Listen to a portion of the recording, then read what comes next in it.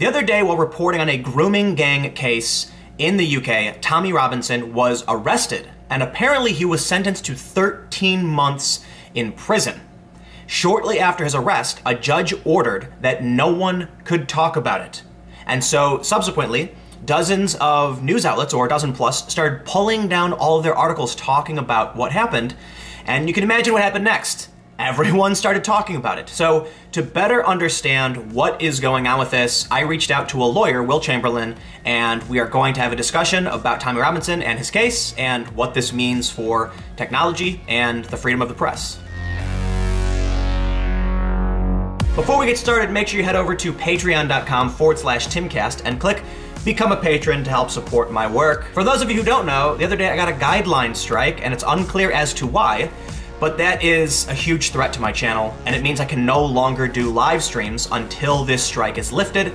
That could be in August. So if you really want to help me out, please become a patron by giving whatever amount you can today. So I'm joined now by Will Chamberlain. Do you want to just introduce yourself? Like, what do you do? Yeah, I'm a lawyer and commentator in Washington, D.C., formerly the executive director of MAGA Meetups. The other day you put out this thread about Tommy Robinson and the restrictions, so I don't know if you want to elaborate on that and just kind of tell us what you were talking about, because I know a lot of people were sharing it, and a lot of people are saying what the UK has done in terms of Tommy Robinson is like 1984, you know, it's scary.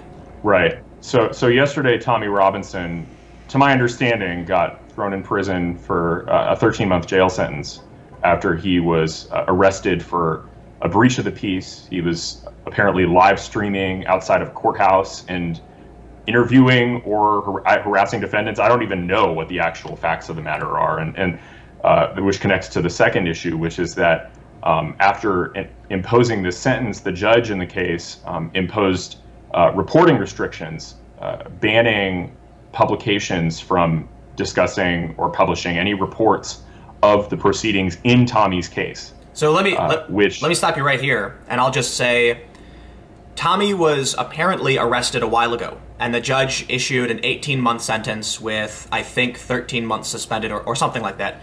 And what happened was... I think it was a 3-month suspended sentence, is my understanding, but it was suspended for 18 months, meaning that Tommy, if he was kept his nose clean for 18 months, the 3-month sentence would go away.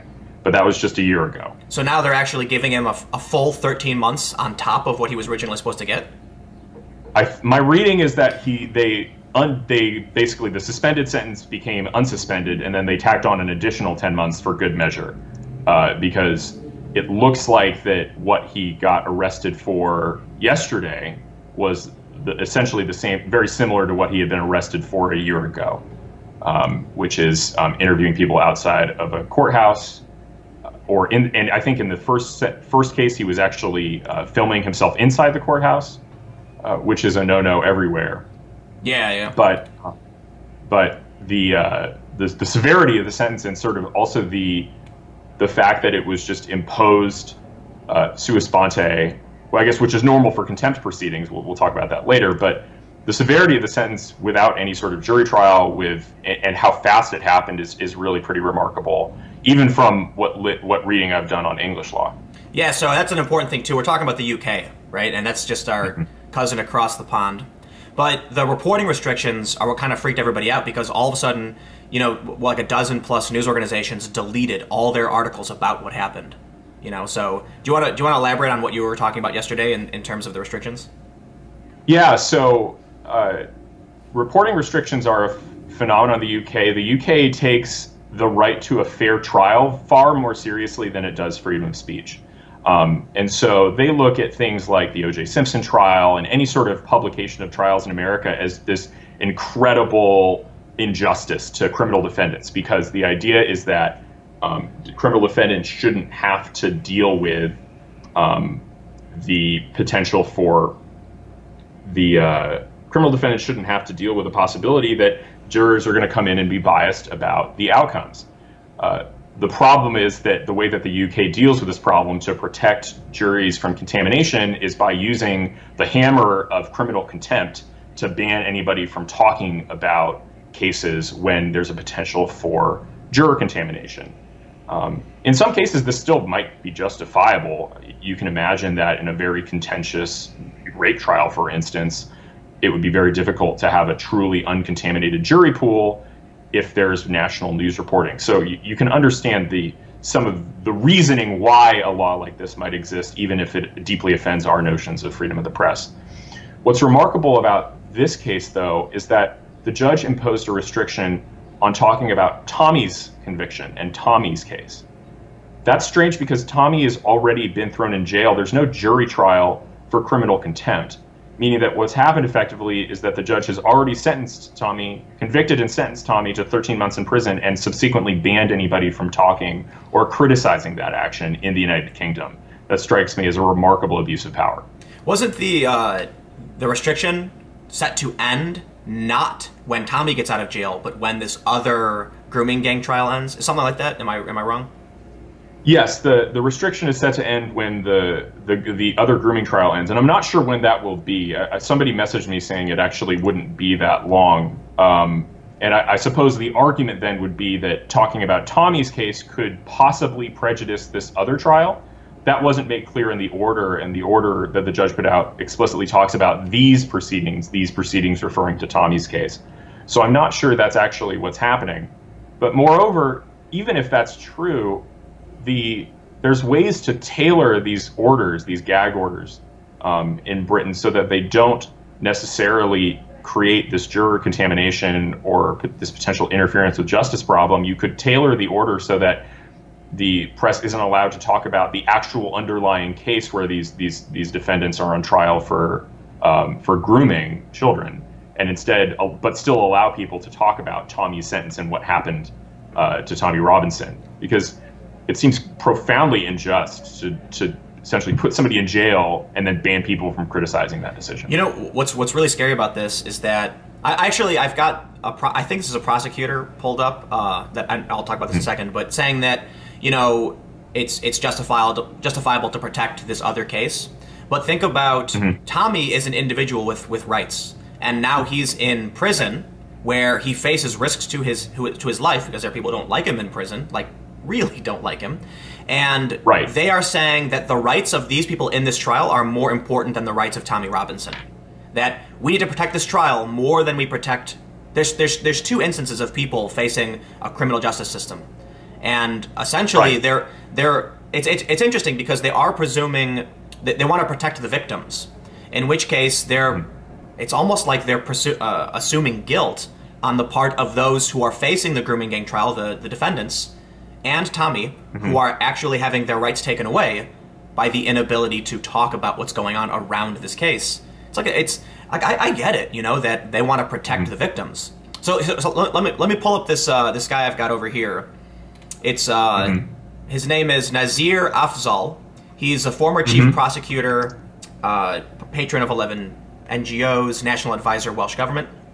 He said, and you saw this. I'm assuming you're saying. Yeah, I saw these tweets and I thought they were interesting. So I'll read the first one. He says, reporting restrictions on Tommy Robinson, so I will show why actions like this can lead to alleged criminals walking free by prejudicing a jury so that there can't be a fair trial. We nearly lost the so-called Rockdale grooming case because of a far-right communication. He then says, the lawyers applied at their trial that the jury had been prejudiced by far-right. We had to fight to persuade court to allow trial to continue.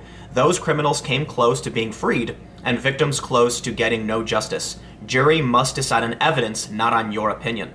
So I guess with that in mind, two questions. Do you think that's a fair assessment? And then after that, is there anything akin to that in the United States? So first, is that a fair assessment? Yeah, I don't doubt that Mr. Afzal is right about the fact that cases will get thrown out in England on the basis of like the contamination of the jury pool much more easily and much more, and they have essentially the people who are moving for the trial to be thrown out or moving and saying that the trial is not fair will have an easier time proving that in England, because England has takes the idea of a truly fair, uncontaminated trial more seriously than we do in the United States. Like, they probably would have granted O.J. Simpson's motion to essentially throw out the case because a fair trial was impossible in the 1990s, whereas we look at the fact that there's all this media information out there is just irrelevant, right? You have a fair trial no matter what. And we think that people can ultimately come to fair decisions in trials even if they've been exposed to information about it. But the second point is that in the United States, we deal with the problem of jury contamination differently. We deal with it with things like jury selection. From my brief reading of English law, and I might be wrong about this, my brief reading of English law suggests that jury contamination isn't dealt. They don't have a jury selection process, right? They don't have a situation where the lawyers can remove jurors for prejudice, where the jurors are asked questions before they take the bench about whether or not they've heard information about the case. My understanding is that Britain doesn't do that and instead solves the problem of juror contamination by threatening publishers and prohibiting publishers from saying anything about cases. I think that that's still not a very good. I think we have a much better system in this respect because we allow people to talk about cases. Oh yeah, I think that's a good thing. I think freedom of the press is really good. I'm glad to live in a country where people aren't getting banned and thrown in jail for daring to talk and speak about a case that's currently ongoing. I can understand their logic. I'm just, I tweeted the other day, I'm very grateful. Gotta love that First Amendment.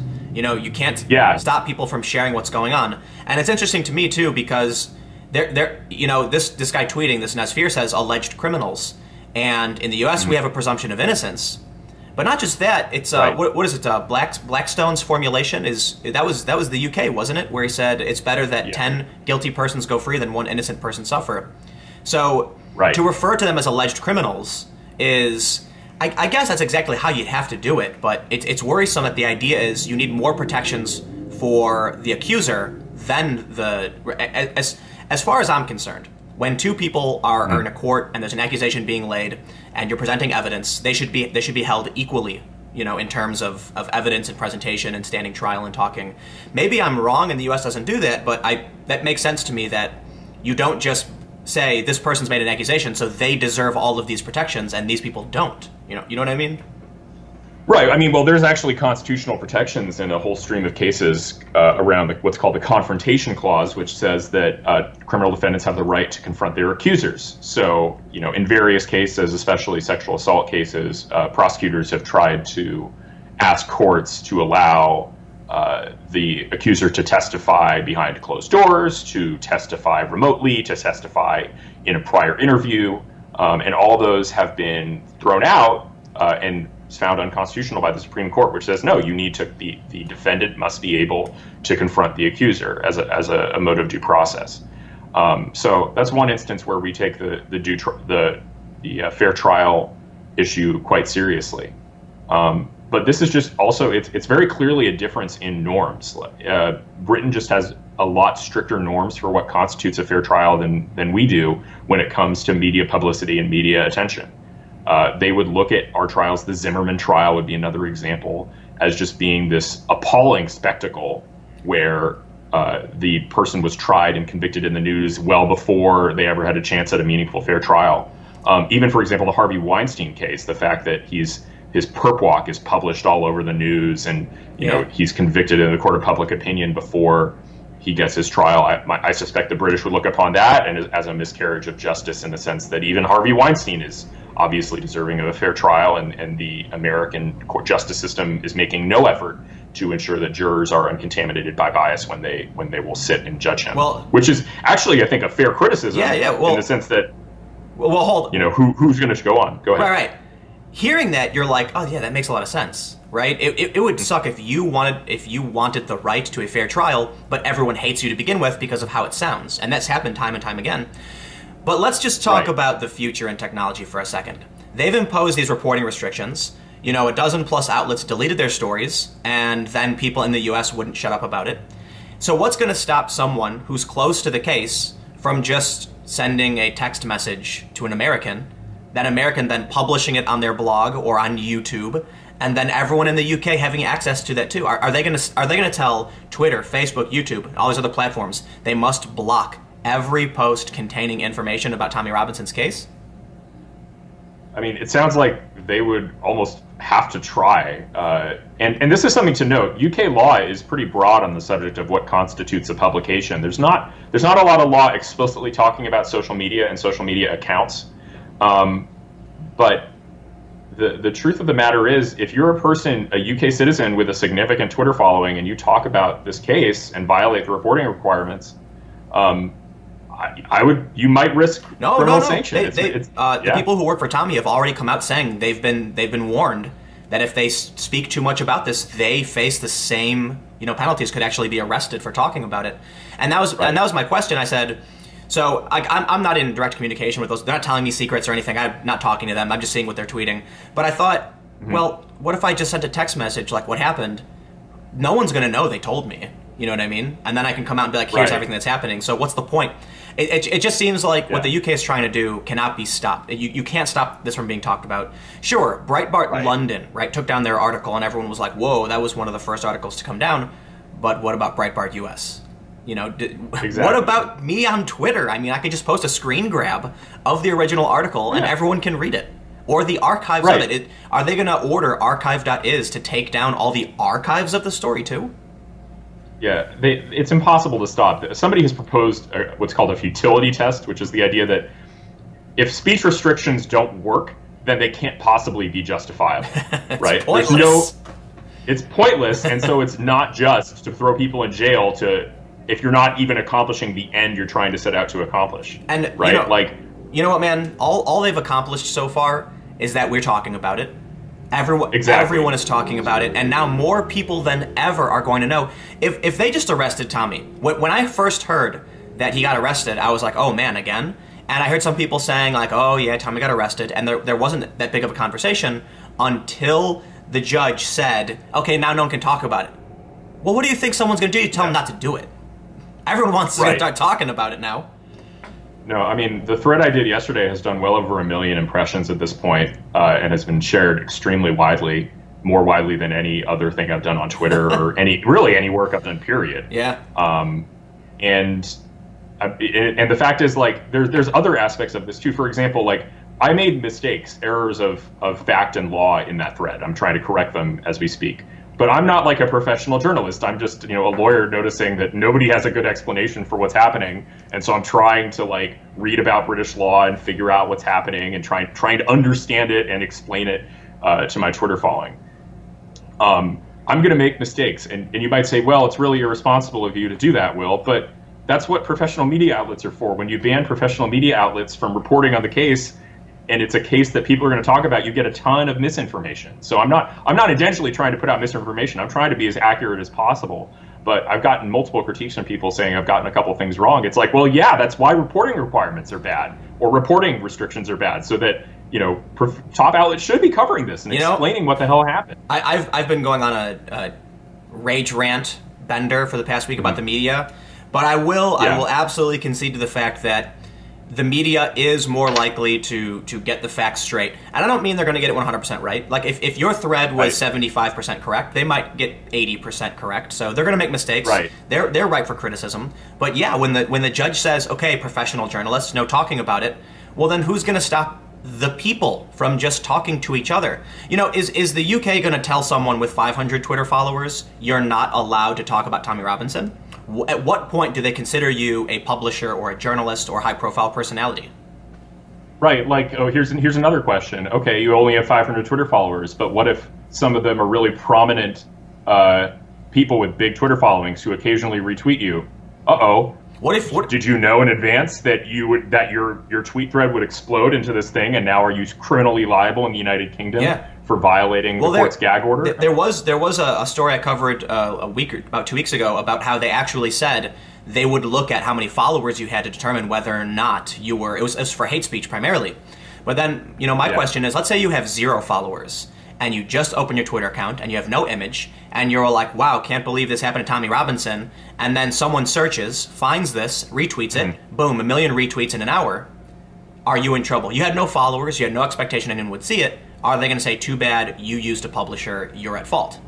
They'd probably incorporate, my guess is in that circumstance, they'd incorporate an intent standard that says, like, clearly you didn't intend for this to go viral because you have no followers and no expectations. Count Dankula had no followers. I mean, I've been told by numerous parties and sources that he had about 7 followers when, Count Dankula is the guy who made the pug video, the Nazi pug video. True. And they said but the standards for gross offense might be distinct from the standards for publication in the context of these gag orders, right? That's true, yeah. Because these gag orders are dealing with the question of who's really media, who's attempting to publish this to a wide audience and who isn't. And that intent standard actually matters in this context because it's a question of are you actually trying to pervert the administration of justice? Yeah. And so I think probably intent still so matters. ridiculous. Although again, it's so crazy, right? Think about it. Like just to get back to another central point, what administration of justice is being perverted by talking about Tommy's sentence, by talking about Tommy's incarceration in and of itself? Well, they're taking away his rights. Yeah. Right. They're, and I mean, especially the fact that he's in jail, he's at serious risk, given that the UK prisons already have had somebody who is a critic of Islam be assassinated in their prison system, and they're banning discussion of it. It's appalling. I mean, Churchill would be incredibly disappointed as an understatement about what's happened to his country. Yeah. Well, hey, man. He sued plenty of people for libel, so that's still saying a lot. I want to. I guess we've been going for a little while, but do you have any one last thought or anything you want to mention about this before we wrap up? Not really off the top of my head. Yeah, I think we kind of riffed on it a little bit, and I thought it was interesting to bring you in because you are a lawyer in the U.S., so you probably have some kind of law in the U.K. is obviously different, but I think your perspective was interesting. So I guess the other thing is, for everybody watching, we're going to have Will on the podcast tomorrow to talk about Donald Trump and Twitter and what's going on with, he's not allowed to block people, it's a public forum, that's going to be something entirely different. So stay tuned, that'll be tomorrow at 4 p.m. You can follow me on Twitter at TimCast. Make sure you subscribe for new videos every single day. And Will, do you have a social media you want to mention? Yeah, I'm on Twitter and Periscope at Will Chamberlain on both, like Wilt, but second L instead of a T. All right. Thank you all so much for watching, and I will see you all tomorrow.